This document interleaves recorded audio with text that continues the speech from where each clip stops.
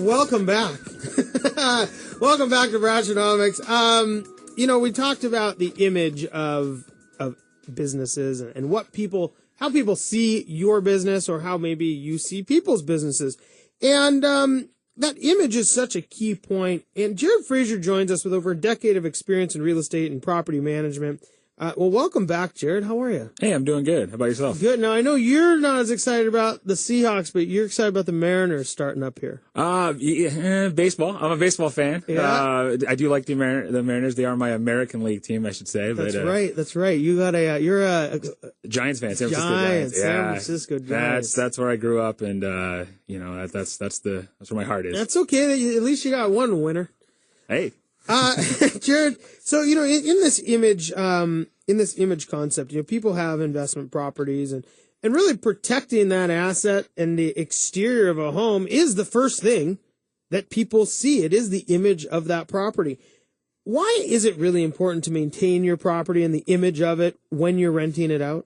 Well, you just spent a lot of money in acquiring this rental property, and you're looking to attract tenants. And if you want to attract tenants to a house that looks good, they're not going to go to the house that, looks run down, not taken care of. So you're doing it to, two reasons. You're trying to keep, happy tenants and keep them coming and wanting to rent from you. And you're also doing it to protect your asset. Regular maintenance of any house, particularly a rental property, is crucial. And there are things you can be doing that are very simple for an owner. I usually work with them, establish a maintenance schedule for the type of property that they have, and encourage them to do it themselves. Nobody does it better than yourself usually.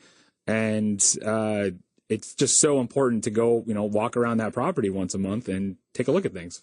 And so when you start looking at these things to look at, what are really some of those maintenance pieces around a house? Well, they don't sound like they're too important until they fail. So gutters. Gutters is a huge one that you can walk around a house and see if they're still attached and draining properly. Because if they start to fail and they start to drain back into the foundation, that is very expensive repair for the owner. For a piece of pipe that costs $7 to make sure it's attached to the house, it can end up costing thousands in repairs if you just would have walked around and taken a look. It's kind of gutter cleaning season, isn't it, right now? It is, yeah. I mean, once the sun starts shining a little more longer, you usually can get a good price on it. But gutters, the heavy rainfall, very important this time of year. What else are some big ones that people need to be thinking about? The roof. The roof needs to be cleaned regularly. That leads to the gutters. The yard. Is yard maintenance included in your lease? I tend to encourage owners to include yard maintenance in their lease because the owner or a professional landscaper will always do a better job than a renter. But also because brush lines can, encroach onto the house. They might go over the sidewalk, and then the city's calling you, wanting to fine you because your trees are overgrowing over the sidewalk. And just the general maintenance of the ground. So if you have a parking area, you got to maintain that so, you don't get massive potholes and you still maintain the curb appeal of the house. So there's an element of just doing these things, these little things, step by step versus a $5,000 or $10,000 deal at the end of a tenancy, maybe. Yeah, you're looking at, spreading that maintenance cost out through the lifetime of the property versus waiting for something to break and then realizing it's going to be very expensive. These are ways to get in front of potential, high cost repairs and keep that price down for the owner and keep the maintenance, the appeal of the house higher. And then that, I guess even as a renter, if the house looks better, you're more prone to renting that house again. Yeah, you're gonna retain tenants longer, especially if they know you're taking care of it and they feel like you appreciate their business.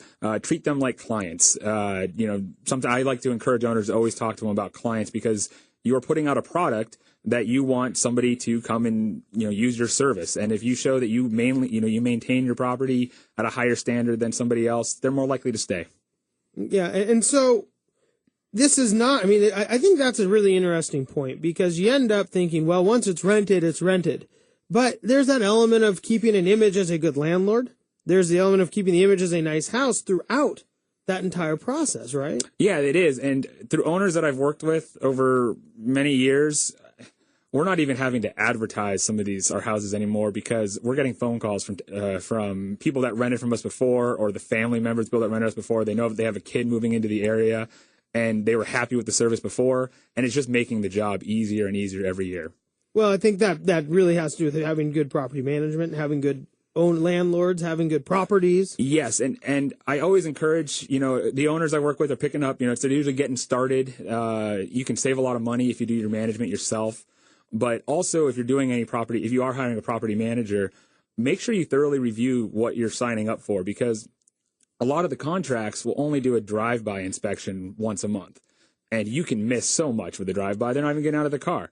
So you make sure you know what they're looking at. Make sure you know what the service they're going to provide. And maintenance is so crucial beyond the running the day-to-day business of the property. Maintenance is up there very high. Okay, I know it's hard to believe that summer's around the corner, but it is. At some point in time, we're going to get there. So, we talked a little about those spring maintenance deals. You talk about who maybe should be looking out. If people want to get ahead of the game a little bit here over the next few months before the sun actually pokes its head out for more than 30 seconds at a time, what do you see as some of those big summer maintenance pieces? Well, the yard. Right now, things are going to start growing. So if you wait another month, it's going to be, you're cutting back a lot of growth on the brush or grass. So that just adds to the expense and the difficulty of doing it. You can't just use the lawnmower anymore. Nope, you got to go out there with the weed whacker. Weed whacker. Yeah, weed whacker and the rake.